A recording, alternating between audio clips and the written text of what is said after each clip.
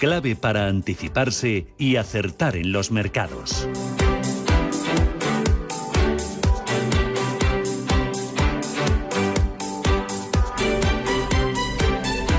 Esto es Radio Intereconomía, Capital Intereconomía. Son las 11:08 de la mañana y hoy tenemos una mesa especial. Una mesa bárbara, de lujo. Hoy vamos a hablar de la experiencia de empleado y de la experiencia de cliente. Cómo han cambiado en estos últimos meses. ¿Qué es lo que ha significado el COVID? ¿Qué es lo que está significando la digitalización? Y también vamos a hablar de sostenibilidad, ¿por qué no? La palabra de moda. Bueno, tengo una mesa auténticamente de lujo y me acompaña Jorge Martínez Arroyo. Jorge, ¿qué tal? Buenos días, bienvenido. Buenos días, un placer. Bueno, estoy encantada de tenerte aquí en Radio Intereconomía. ¿Qué te parecen los estudios? Bueno, una maravilla, Sí.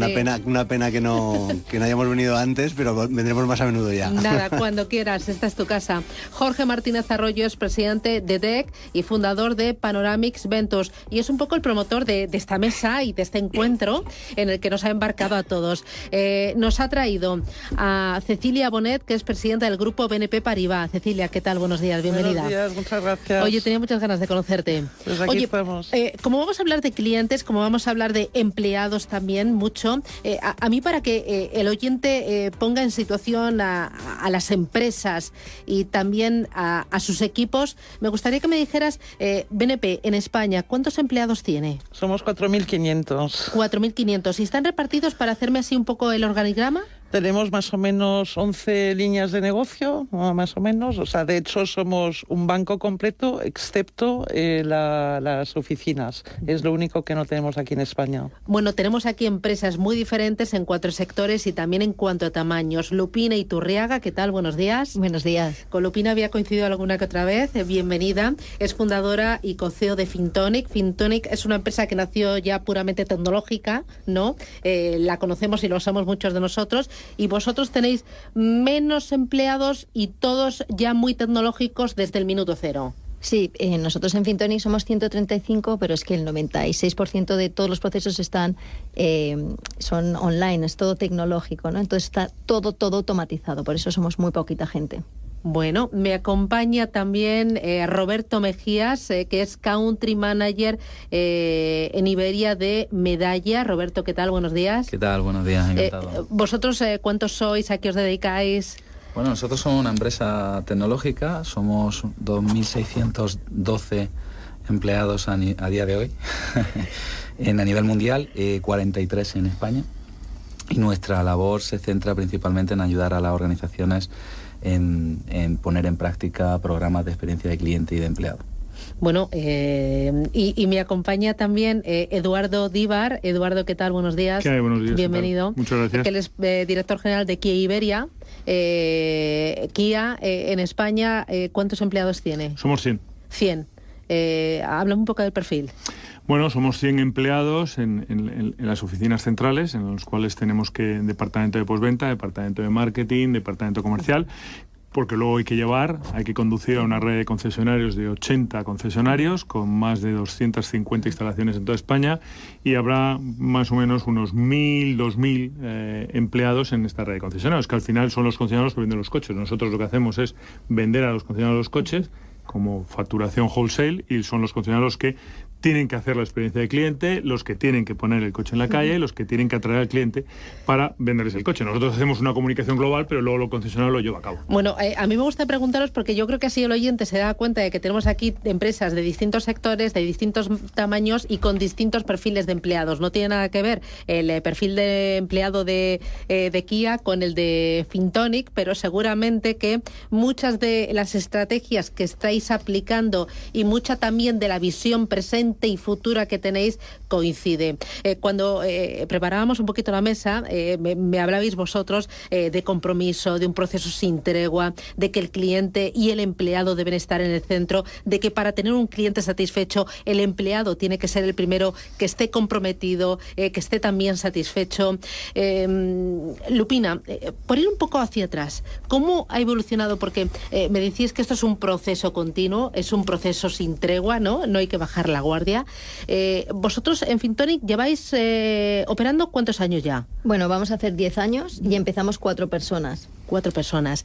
Claro, en una empresa que ha crecido de esta manera, que ha sido digital desde el minuto cero, ¿cómo ha evolucionado esa experiencia de empleado que luego ha repercutido en el cliente y cuánto ha tenido que ver la pandemia? Bueno, la experiencia de empleado desde muy al principio siempre hemos unido a nuestros empleados a la misión de Fintonic, ¿no? Queremos cambiar el mundo de las finanzas para mejorar el bienestar financiero, dar acceso al crédito, conseguir ahorros y de verdad mejorar la salud y la educación financiera. Y esto, la gente, todo el equipo está muy alineado. Piensan cuando se levantan que van a cambiar el mundo. Entonces esto es estupendo porque Bueno, te levantas ahí con un chute de energía que no veas. No te cuento, ¿no? Tenemos más pasión de cuando empezamos porque como ya hemos ayudado a más de 1 millón de personas, pues ellos lo ven en su día a día. Ven que cada uno con las cosas que hacen marca el día de diferencia. Ven que realmente lo que están haciendo lo ven a los 2 días o a la semana todos nuestros usuarios. Y eso realmente a ellos les motiva muchísimo, ¿no? Porque están en un sector que es muy cambiante. Y entonces nosotros cuando hemos crecido hemos tenido, pues claro, al principio todos los 4 que empezamos teníamos, por supuesto, todos en la misma mesa, trabajábamos. Ahora 135 personas.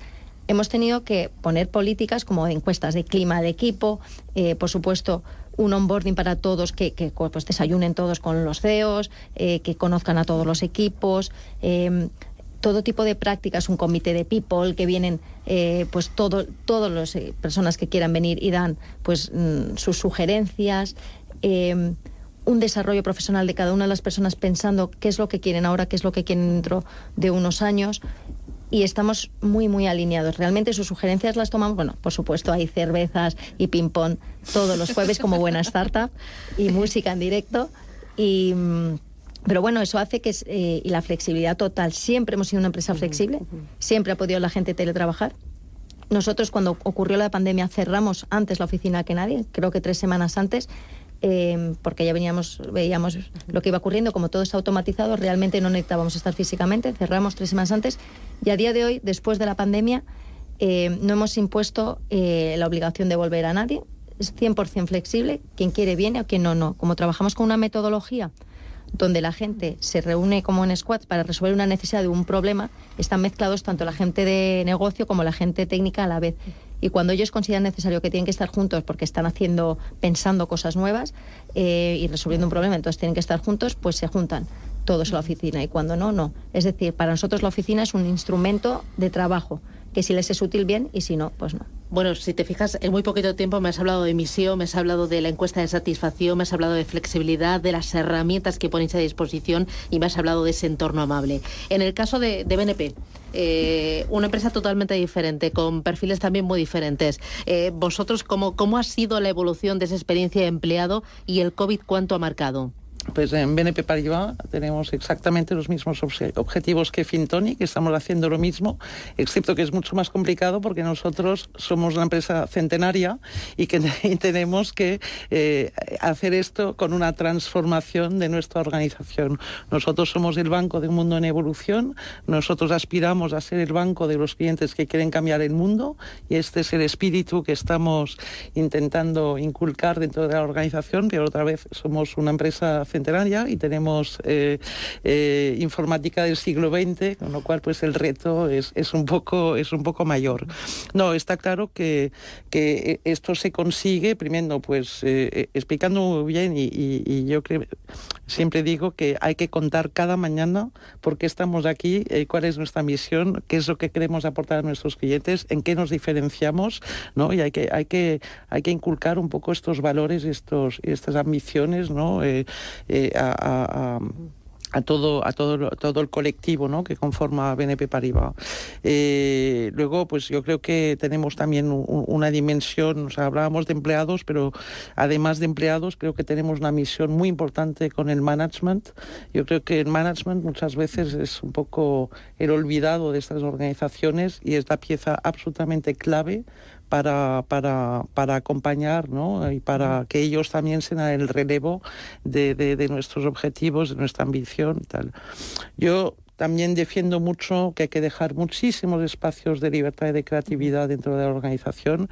He tenido muchísimas ocasiones de hacerlo, no sé, pienso en una una de las filiales que dirigían aquí en España, que solo al llegar veía que había como mucha distancia entre el comité de dirección, ¿no? Eran todos directores y señores que tenían muy claro lo que querían hacer, y veía muchos jóvenes que estaban muy insatisfechos. Entonces cogía un grupo de jóvenes y les di pues varias temáticas. ¿Cómo piensas que tenemos que posicionarnos con los clientes del futuro? ¿Cómo harías la digitalización? No sé, les di 3 o 4 temáticas ahí. Fue la revolución, pero es ahí donde porque les permitiste participar y proponer de forma activa. Porque hay que hay que crear estos espacios de creatividad, de libertad. Estamos teniendo ahora mismo una experiencia buenísima, un proyecto que nació prácticamente en confinamiento, hace año y medio prácticamente, y yo impulsé mucho que hubiera mucha coordinación de toda la gestión de teletrabajo en la pandemia, todas las facetas, ¿no?, de relación con clientes, empleados y tal, y hicimos una coordinación entre las 11 líneas de negocio que te comentaba, y dije, esto hay que aprovechar esta energía, y entonces lanzamos un proyecto basado en el voluntariado, se apuntaba quien quería, dimos una serie de líneas, ¿no? Queríamos pues que dibujaran pues cómo íbamos a trabajar después de la pandemia. Te hablo de esto hace año y medio, ¿eh? Cómo íbamos a trabajar después de la pandemia, cómo nos íbamos a relacionar con los clientes, cómo tenían que ser nuestras oficinas. Bueno, hay toda una serie de temáticas, se apunta, todos formados a Agile, metodología Agile todos. Han participado casi un poco menos de 200, pero había más candidatos, o sea que tengo ahí mucha más reserva, y han sacado propuestas muy, muy, muy concretas de organización del trabajo. De hecho es la que vamos a implementar. Ellos han definido pues categorías y un trabajo híbrido, y el que escoge pues trabajar un día a la semana, 2, 3 o 4 en la oficina, ¿no? Propuestas muy concretas también de compartir experiencias en la experiencia cliente en todos los proyectos que ha habido.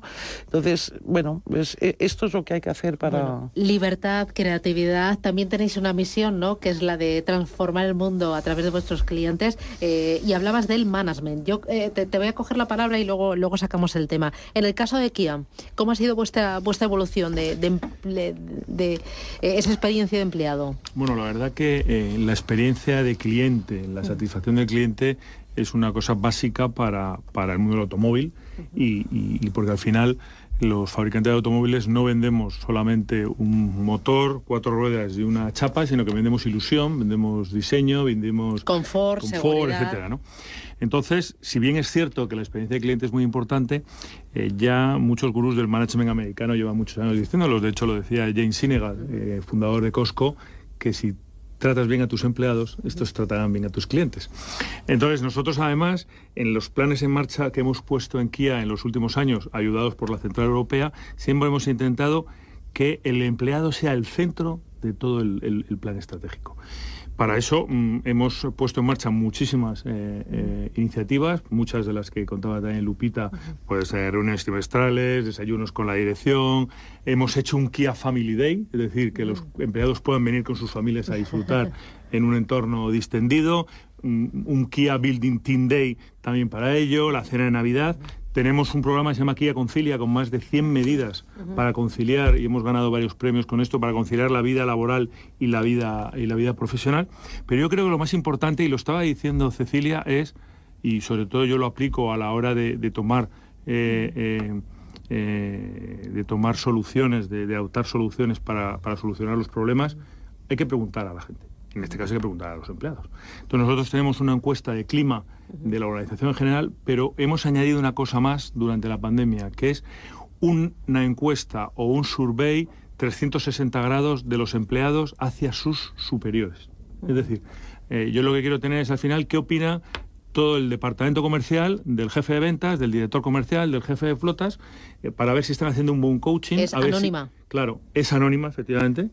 Pero lo que le decimos a los empleados tampoco hace falta no hace falta que sea anónima. Es decir, aquí hay que hacerlo con espíritu constructivo. Aquí no vale criticar por criticar. Es decir, esto no funciona porque el coaching no me lo dan así. Y esto es bueno porque el superior, en ese caso, también va a aprender. Y entonces, al hacer un coaching de 60 grados, tú ves tus limitaciones y ves hasta dónde llegan las capacidades. De hecho, he de decirte que yo estoy dentro de de esa encuesta. Es decir, los miembros del comité de dirección pues, también van a evaluar qué feedback les doy yo, qué coaching les doy yo, qué estrategias, qué soluciones. Entonces, yo creo que esto es muy importante para situar al empleado en primera posición, en el centro, hacer toda la estrategia circundante al empleado para que luego pueda saltar a la experiencia del cliente. Al final todos sois un equipo y todos vais a meter el gol en la misma portería. Bueno, efectivamente, y luego el trabajo en equipo es fundamental. Nosotros hemos estado en un programa que hemos llamado Game Changer en Kia, estudiando las distintas formas de empresas, de compañías innovadoras. Hay una teoría de Patrick Leloup con el tema de los sombreros, que él pretende además que haya organizaciones sin liderazgo. Sin líderes, no sin liderazgo, sin líderes que lleven el día a día. Esto es más difícil, yo no estoy del todo de acuerdo, pero sí es lo que tenemos que tender, o por lo menos que el líder se vea menos, ¿no? También Peter Drucker, del management americano, también decía que las cosas salen, las cosas funcionan cuando se trabaja en equipo y nadie se arroga el éxito de llevar a cabo la solución o la práctica. Ese va a ser otro tema a debatir. Me estáis provocando, Jorge, en tu caso. No, Roberto. Bueno, pues nosotros, el planteamiento, bueno, nosotros somos, trabajamos en remoto. Sí, todos. ¿Pero de siempre o ahora con la pandemia? Desde siempre, vale. Desde siempre, al menos aquí en España, ¿vale? Vale. Es verdad que hay otras regiones que efectivamente tienen oficinas físicas para que vayan la gente a su discreción. Claro, al trabajar en remoto no es más difícil el compromiso. Depende si ya lo llevas innato en tu ADN. Es decir, si culturalmente ya entiendes que la empresa para la que trabajas tiene ese pensamiento, esa misión, es más fácil de gestionar. Obviamente no podemos prescindir del contacto físico, ¿no? Y para eso se definen diferentes planteamientos de colaboración, de trabajos en equipo, oye, nos juntamos en un WeWork, nosotros trabajamos siempre en entornos de coworking, para definir pues planteamientos que luego se llevan a la práctica y que no tienen por qué hacerse físicamente, ¿vale? Entonces tenemos un poco digamos de todo, ¿no? Como en botica. Y el planteamiento básico es simplemente trabajar en un momento en el que, oye, la idea que tú tengas la puedas compartir dentro de la organización, se pueda evaluar, se pueda determinar si tiene una sostenibilidad y no tiene por qué ser algo excluyente, siempre inclusivo, ¿vale? Tanto desde el plano cliente como desde el plano empleado, ¿vale? Porque al final del día nosotros nos dedicamos a nuestros clientes, pero toda la innovación, toda la evolución en nuestra mejor práctica con ellos y toda la innovación a nivel de producto y de tecnología tiene que nacer desde el know-how y del expertise que cada día entregan nuestros empleados, ¿no? Y tiene que ser un círculo virtuoso. Hablábamos, y creo que a lo mejor hablamos de eso más adelante, no es algo excluyente, tiene que ser siempre inclusivo. Ambas cosas son lo que realmente tenemos que buscar como organización. Jorge. Mira, yo quería saltarme un poquito el tema para explicaros que las personas que tenemos aquí, las empresas que tenemos aquí, ¿no? De BNP Paribas, Fintonic, Kia, y en el caso de Medallia, ellos son, digamos, uno de los motores que ayudan a otras empresas a mejorar la experiencia de empleado y de cliente. Pues que estas empresas realmente en los estudios que realizamos y los informes son realmente los mejores. Son referencia. ¿Por qué lo digo? Porque cuando uno va a determinadas conferencias, oye determinadas declaraciones, muchos o la mayoría de los directores generales o consejeros delegados o presidentes de las compañías, pues ¿quién no dice que es customer centric, ¿no? ¿Quién no dice que cuida a sus empleados? Pero hay una expresión también en inglés, por comentar esto, que se llama el walk the walk, ¿no? O sea, que no es talk the talk, o sea, no hablas y luego andas para otro lado, sino que realmente vas andando el camino. Y yo quería resaltar un poco que en este caso las personas que nos acompañan aquí realmente hacen lo que dicen, lo cual es muchas veces complicado para ese director general o consejero delegado, porque justo cuando estás además empezando, te puedes encontrar determinados momentos de tomar decisiones que puedan afectar a, digamos, tu cuenta de resultados a muy corto plazo versus esa apuesta a largo plazo de crear ese ADN, esa cultura de hacer las cosas bien. Y bueno, todos tenemos esa tentación de tirar al corto plazo, intentar salvar los muebles y luego decir unas cosas bonitas para realmente contentar, digamos, a los inversores, a los medios o a los empleados, ¿no? Entonces yo creo que el ser auténtico es muy importante como director general, como consejero delegado, y que eso es lo que luego ven los empleados. Es decir, son coherentes esos directores generales entre lo que dicen y lo que hacen. Y cada una de las pequeñas decisiones que se toma en una empresa acaban llevando a la empresa a que realmente entregue una experiencia diferencial al cliente de acuerdo con su misión y que también haga que que el empleado todas las mañanas tenga una razón para levantarse. Me voy a ir a la primera paradita publicitaria, pero hay varios temas que han ido saliendo aquí. Uno, el tema de la organización sin líderes. Otro, el compromiso y la implicación del management o el ponerle en valor. Y también el tema de las herramientas. ¿Qué herramientas utilizáis para medir y para seguir ese proceso que me decís que es infinito y que nos lleva al más allá? Publicidad y vamos con ello.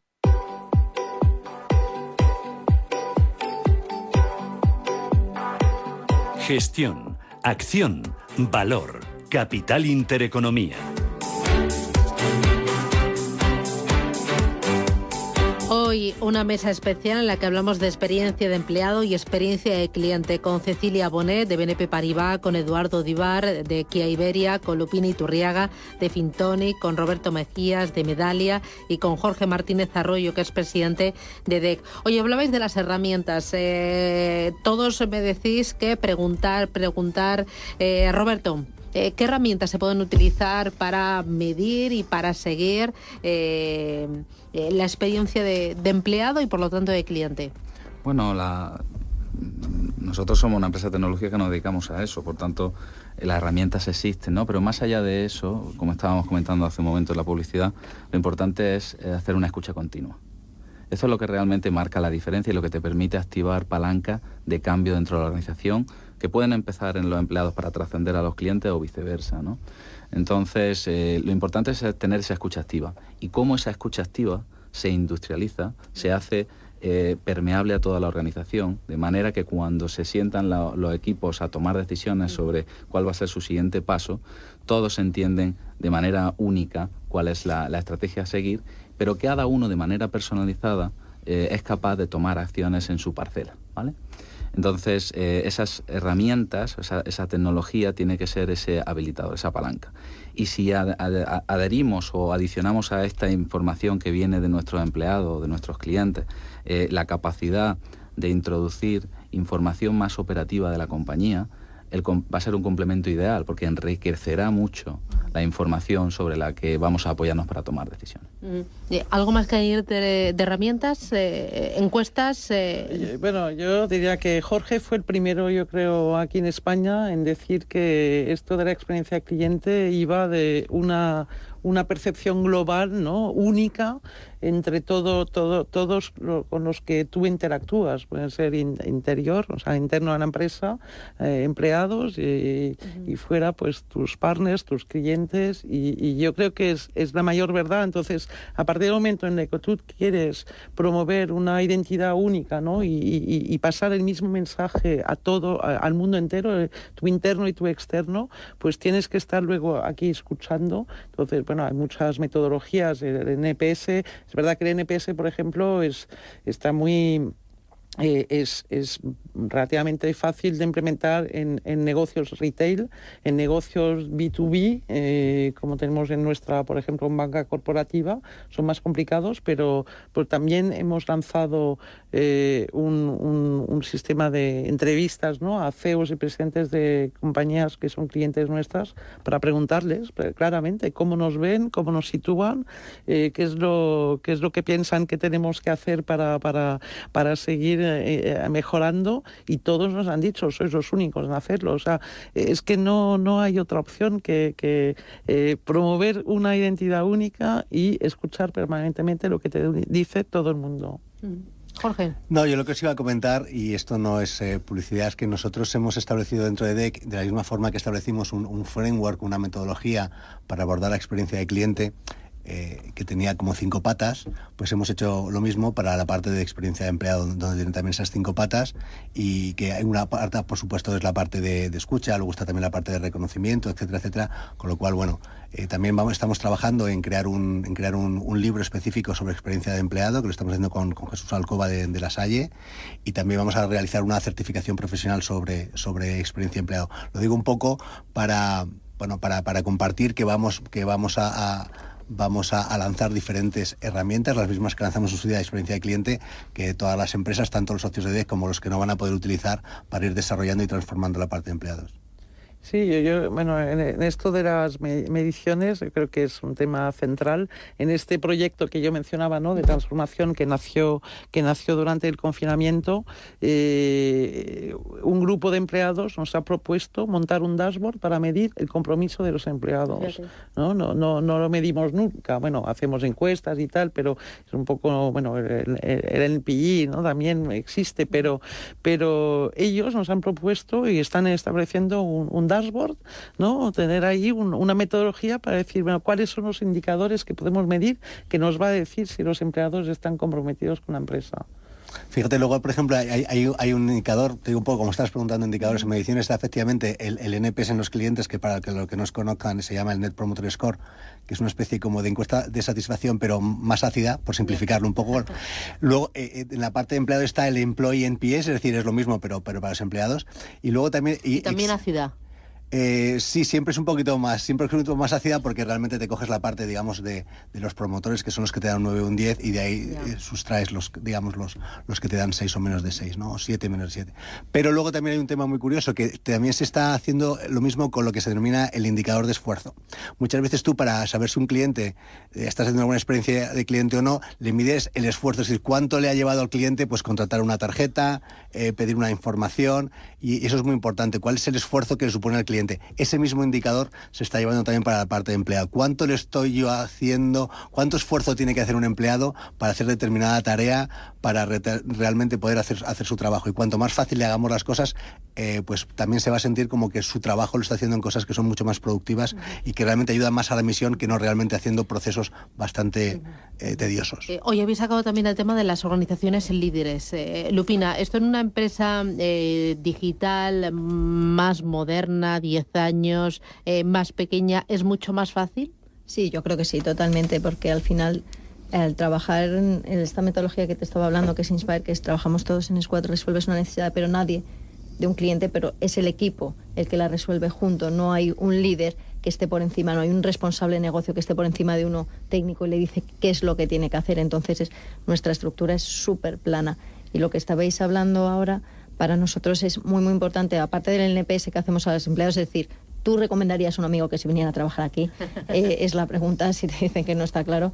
Es además de comunicar continuamente con transparencia, que es uno de nuestros valores dentro de Fintonic, cómo va la compañía, qué es lo que estamos haciendo, cómo van los números.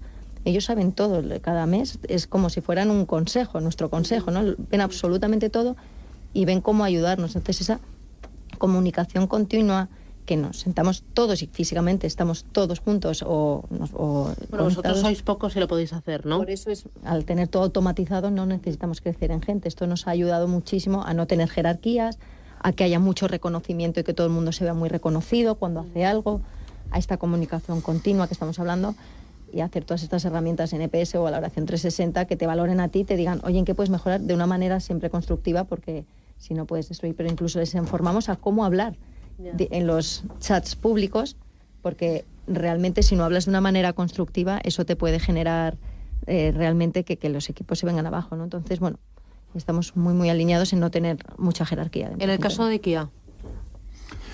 Bueno, la verdad es que una organización sin liderazgo no va a ningún lado, está claro, pero lo que hay que ver es cómo tiene que ser ese liderazgo, ¿no?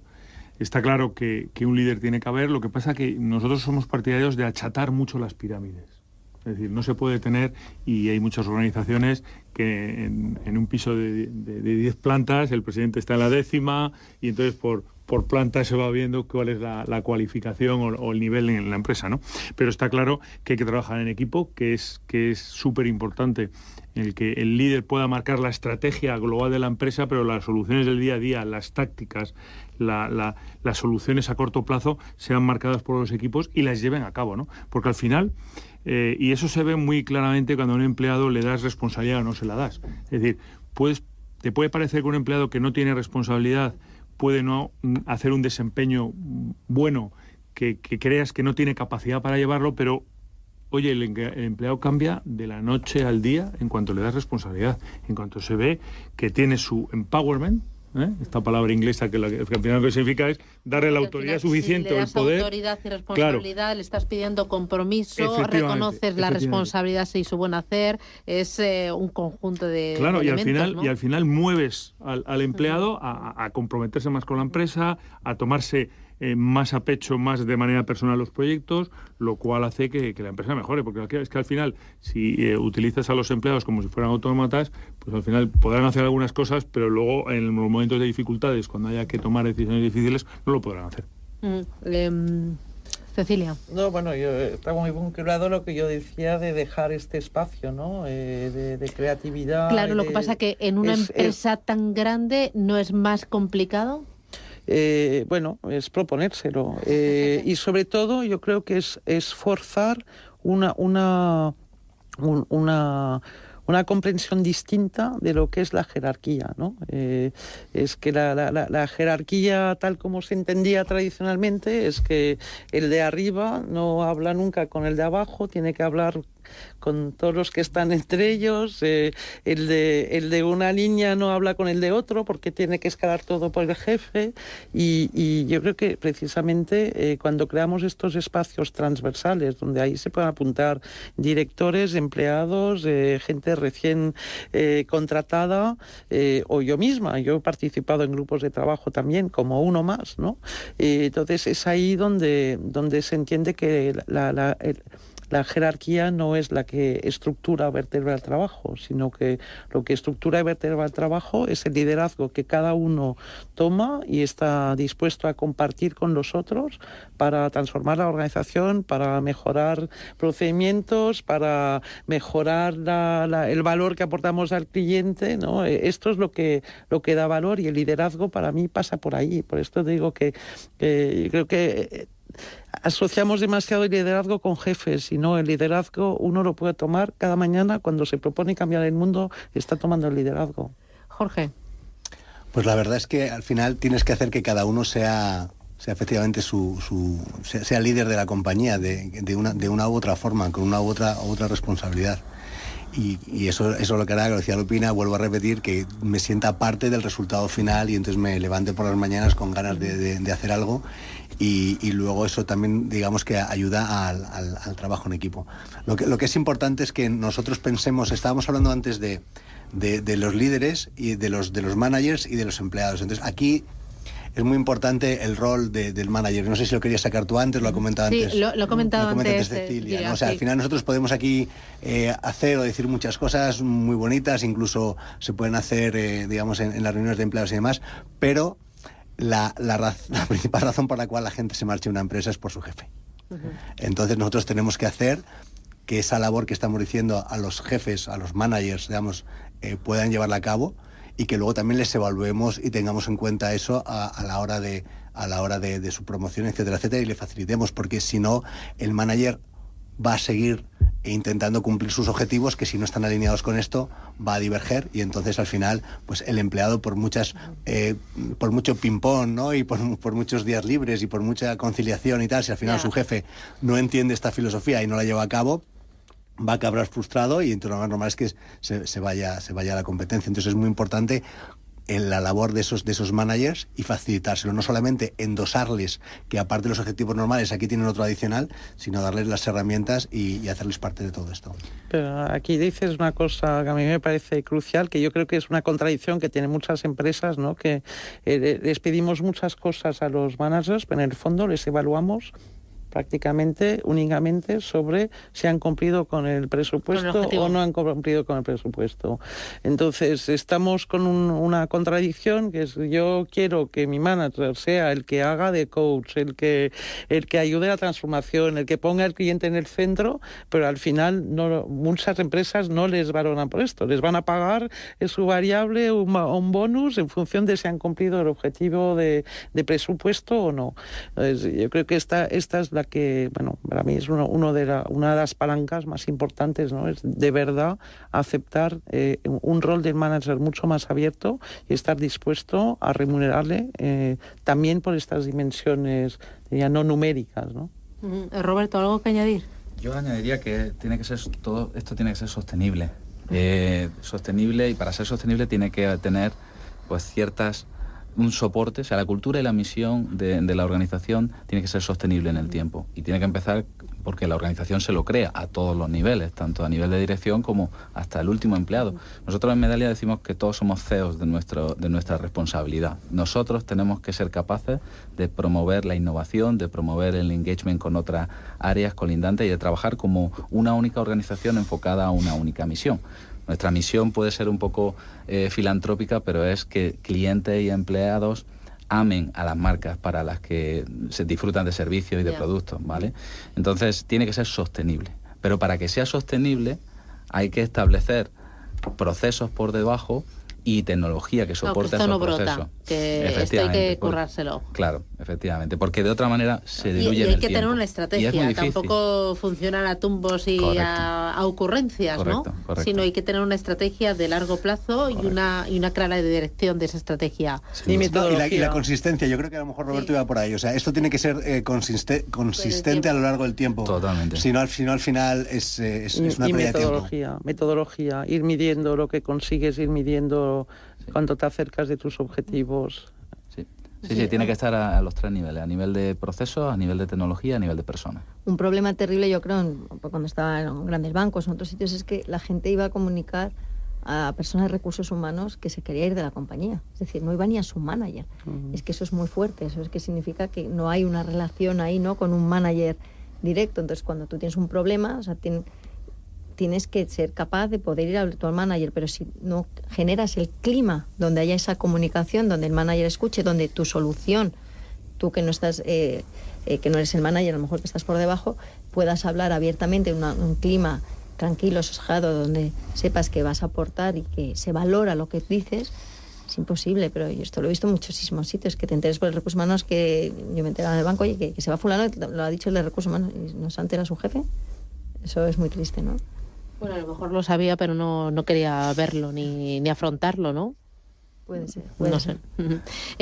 Oye, mirando a futuro, a mí el tema de la digitalización, ¿cuánto ha aportado y cuánto más puede aportar en esta mejora o en este proceso continuo e infinito de la experiencia de empleado y la experiencia de cliente? Y luego, ¿qué va a ser lo siguiente?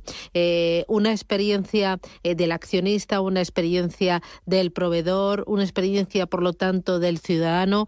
¿Cómo lo veis, Jorge? Pues mira, voy a empezar por la segunda parte, porque me sonrío, porque es que es así. Es decir, al final, el que nosotros todos trabajemos en mejorar la experiencia de nuestros interlocutores es porque realmente los seres humanos nos movemos a partir de experiencias previas que hemos tenido, y a partir de ahí normalmente tomamos decisiones, independientemente que luego todos digamos que compramos los coches por temas racionales, ¿no?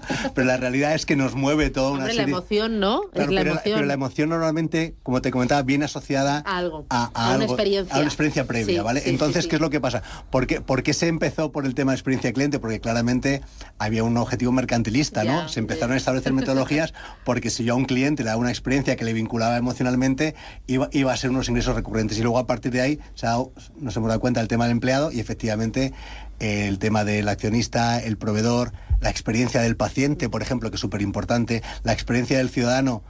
Yo en este país lo veo complicado, que ocurra poco...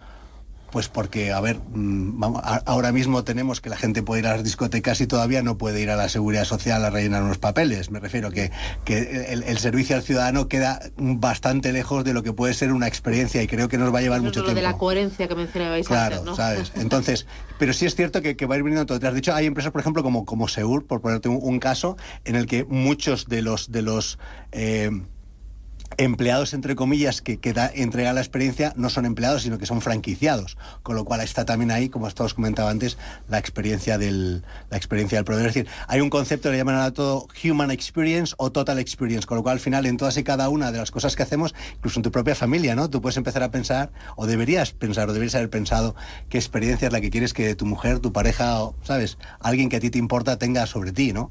Y no puede ser tampoco flor de un día, como hemos comentado con el empleado, y un día llevarle a desayunar los churros y el zumo, y luego pues no tener el comportamiento adecuado. Con lo cual, deberíamos pensar que todos seremos más felices si nos dedicamos a entregar buenas experiencias. Y me preguntabas la otra, perdóname, que se me ha olvidado. La digitalización. Digitalización. Yo creo que es mucho más allá de lo que la gente piensa, mucho más allá. Es decir, ahora mismo, por ponerte un ejemplo, existen soluciones del tipo, ahora hay una solución que permite identificar la edad de una persona simplemente que puedes meter en una app, para que te hagas una idea, con lo cual le vas a permitir a un montón de aplicaciones saber, por ejemplo, si los hijos tienen la edad adecuada para entrar o no.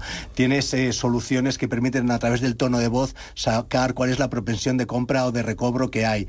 Tienes es tal la cantidad de soluciones que hay, pero ahí creo que nos pasa igual que antes. Hablamos mucho y hacemos muy poco. Intentamos simplemente vender un mensaje y creo que las corporaciones y las empresas deberían esforzarse mucho más en ello. Cecilia, sí, no, yo creo que, bueno, es que Jorge lo ha dicho, ¿no? Ahí yo veo un escollo que precisamente porque la tecnología nos va a permitir y nos está permitiendo ya tantas cosas que incluso no imaginábamos hace 5 o 10 años, que yo creo que hay un cierto riesgo de que nos perdamos y caigamos en el gadget, ¿no? Entonces, ahí para mí lo muy importante es siempre tener claro qué es lo que tú esperas, qué relación, qué vínculo quieres crear con tu cliente, con tu empleado, con tu proveedor, ¿no? Tienes que tener tú muy claro qué es lo que tú quieres, cómo te quieres identificar, cómo quieres que te vean. Tú al principio has dicho algo muy interesante que me lo he apuntado porque me ha gustado mucho. Dice, aspiramos a ser el banco de los clientes que quieren cambiar el mundo. Correcto. Al final tienes un objetivo muy claro y muy directo, ¿no? Y se trata de trabajar cada día. Lo que quiero decir es que hay que abordar la digitalización, ¿no? con esta visión muy clara de cuál es la huella que quieres dejar en cada uno de tus contactos, en tu cadena de valor, y luego ir a buscar la tecnología que te lo va a permitir, que ahí efectivamente es infinita. Hay una cosa, además, esto va súper ligado con el tema de los empleados, porque muchas veces, o siempre, con perdón, el cuello de botella está justamente en qué personas tenemos para la gestión e implementación de nuevas tecnologías. Es decir, va muy ligado este tema de la tecnología con lo que comentabas antes, los empleados. La gente piensa que el problema son la tecnología. El problema está en que a lo mejor no tienes las capacidades suficientes para identificar, gestionar e implantar las tecnologías. Bueno, me quedan 2 minutos. Esto daría para otra mesa y otra mesa, y podríamos hablar y poner más ejemplos y más casos concretos. Cada uno de vosotros, ¿me podríais dar un mensaje de cierre para que a mí me quede claro sobre todo hacia dónde vamos? ¿Cuáles son las tendencias? ¿Dónde están las oportunidades? Cecilia, empiezo contigo. No, yo creo que, bueno, sí, no sé si le llamamos experiencia global, no sé cómo, pero obviamente el reto es que todo acabar, ¿no?, con el máximo de embajadores de tu marca, de tu proyecto, de tu aspiración, y con una dimensión que esto incluye también, pues, el impacto sobre el entorno, ¿no?, el impacto positivo. Lupina. Yo creo que como lo que estamos haciendo es resolver necesidades y problemas de la gente, nos tenemos que enfocar en resolverlas de la mejor manera, con muchísima empatía y sobre todo con muchísima psicología. Creo que hay que tener muy en cuenta el behavioral economic, que es encontrar las palancas que hacen a la gente realmente mejorar en su día a día, porque a veces nos da pereza en las cosas y las tenemos que poner muy fáciles y muy sencillas para darles ese empujón que necesitan. Entonces, behavioral economics. Eduardo. Sí, yo por centrarme en el sector del automóvil, en el sector de la movilidad, en 10 años el 50% de los ingresos de las empresas de automóviles no serán por vender coches. Con lo cual aquí vamos a tener, a través de la digitalización, un reto muy grande en los próximos años, porque estamos hablando de coche conectado, estamos hablando de coche eléctrico y electrificado, y estamos hablando de coche autónomo. Es decir, dentro de 10, 15 años, por familia a lo mejor solo habrá un coche, porque el coche podrá operar él solo y estará circulando desde las 9 de la mañana hasta las 9 de la noche, recogiendo a los niños al colegio, dejando, y no hará falta que nadie lo conduzca, ¿no? Con lo cual todo esto va a hacer que la experiencia de cliente sea un reto total en este sector. Roberto. Yo diría que lo que deberíamos de llevarnos es buscar que la tecnología, en el plano que me toca a mí del lado de Medallia, sea capaz de ayudar a las organizaciones a conectar a los ciudadanos, a los pacientes, a los clientes, con sus proveedores, ¿no?, con las empresas. Y que estas empresas sean capaces de escuchar de manera abierta todo el mundo, tanto el mundo cliente como el mundo proveedor, como el mundo asociados, partners, etcétera, etcétera, buscando economías colaborativas. Y Jorge, broche de oro, punto final. Pues mira, estamos en la economía de la experiencia, pero para realmente entregar una experiencia más humana a todos nuestros clientes y nuestros empleados necesitamos apoyarnos en la tecnología, porque también efectivamente los accionistas nos piden eficiencia y rentabilidad. Con lo cual, si queremos tener una experiencia significativa y diferencial, tenemos que apalancarnos en la tecnología y en las personas para que lo puedan gestionar. Muy bien. Pues Cecilia Bonet desde BNP Paribas, Eduardo Divar desde Kia Iberia, Lupina Iturriaga desde Fintonic, Roberto Mejías desde Medalia y Jorge Martínez Arroyo, presidente de EDEC. Un placer. Enhorabuena a seguir en este largo proceso y nada, y adelante con vuestra misión, la de cambiar el mundo y tener un mundo mucho mejor, mucho más allá de la empresa. Gracias, ha sido un auténtico placer y hasta pronto. Un abrazo. Muchas gracias. Muchas gracias. Gracias.